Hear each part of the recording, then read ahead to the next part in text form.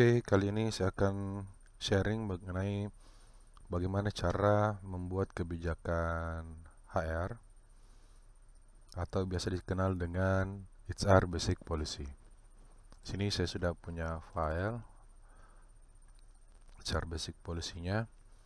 Nah, teman-teman jika ingin membuat Basic Policy atau kebijakan HR di perusahaan teman-teman harus mengetahui apa saja yang menjadi poin yang perlu dibuat kebijakan untuk dijadikan patokan secara jangka panjang, sehingga itu akan menjadi rules of the game di perusahaan teman-teman dalam menjalankan roda bisnis perusahaan teman-teman.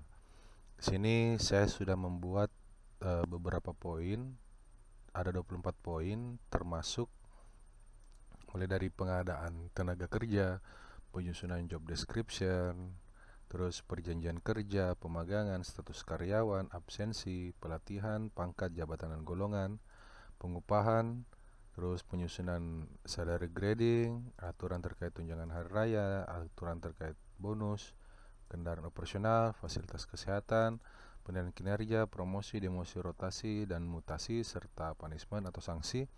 Terus kemudian pemutusan hubungan kerja, kemudian penghargaan masa kerja, dan aturan terkait sakit, alfa cuti, dan terkait perjalanan dinas. Nah, di sini dari 24 poin itu saya di sini menjabarkan setiap poinnya. Misalnya terkait pengadaan tenaga kerja, aturannya itu teman-teman harus lihat apa-apa saja yang perlu dibuat aturan atau rules terkait pengadaan tenaga kerja. Kalau untuk di sini saya buat ada beberapa poin, mulai dari definisinya, kemudian teman-teman harus membuat apa tujuan dari pengadaan tenaga kerja itu. Di sini saya tuliskan untuk mengetahui jumlah tenaga kerja yang dibutuhkan menggunakan metode analisa beban kerja. Kemudian hasil analisa beban kerja menunjukkan jumlah tenaga kerja yang dibutuhkan. Head Departemen mengisi formulir permintaan tenaga kerja. Unsur-unsur dalam formulir tenaga kerja minimal meliputi nama departemen, nama head departemen, nama jabatan, jumlah orang, kualifikasi jabatan, tanda tangan dari head departemen, head divisi, dan manajer HRD. Kemudian HRD melakukan proses rekrutmen mulai dari publikasi lowongan kerja hingga penawaran kontrak kerja. Nah, ini adalah policy atau aturan yang harus diikuti ketika ingin melakukan pengadaan tenaga kerja. Jadi aturan ini harus diikuti sebagai acuan sehingga tidak terjadi tumpang tindih di prosesnya dan lebih teratur. Kemudian untuk penyusunan job description-nya aturannya ada di sini juga. Kemudian perjanjian kerja.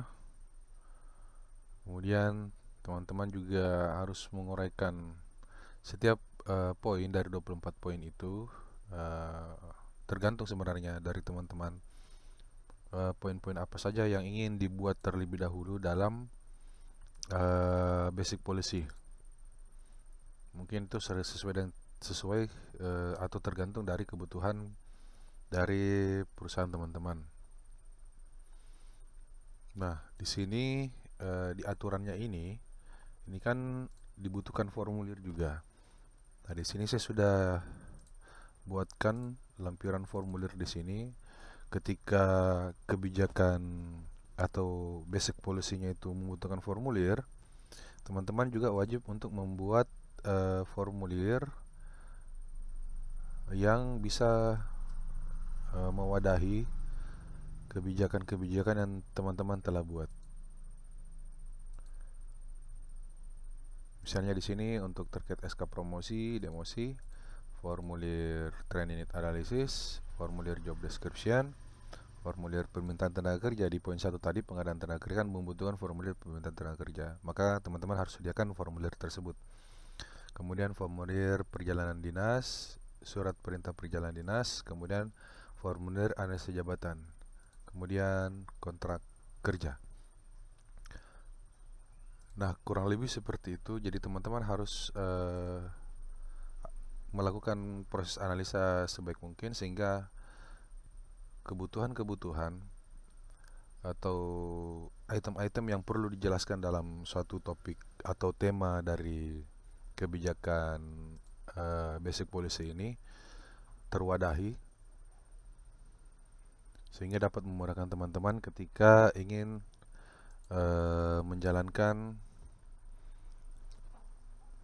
mekanisme bisnis perusahaan teman-teman. Jadi sudah ada aturannya. Ini merupakan dokumen dasar yang wajib dimiliki oleh setiap perusahaan sebagai rules atau aturan yang wajib untuk diikuti sehingga pekerjaan dapat berjalan dengan baik dan lancar. Nah, untuk teman-teman yang tertarik dengan basic policy ini, teman-teman bisa cek di bagian deskripsi. Kalau teman-teman tidak ingin repot lagi untuk memulai dari awal mengerjakannya, teman-teman bisa menggunakan template ini dan tinggal dimodifikasi sedikit sesuai dengan kebutuhan perusahaan teman-teman masing-masing, sehingga pekerjaan teman-teman, pekerjaan HR teman-teman dalam membuat HR basic policy itu bisa lebih cepat selesai.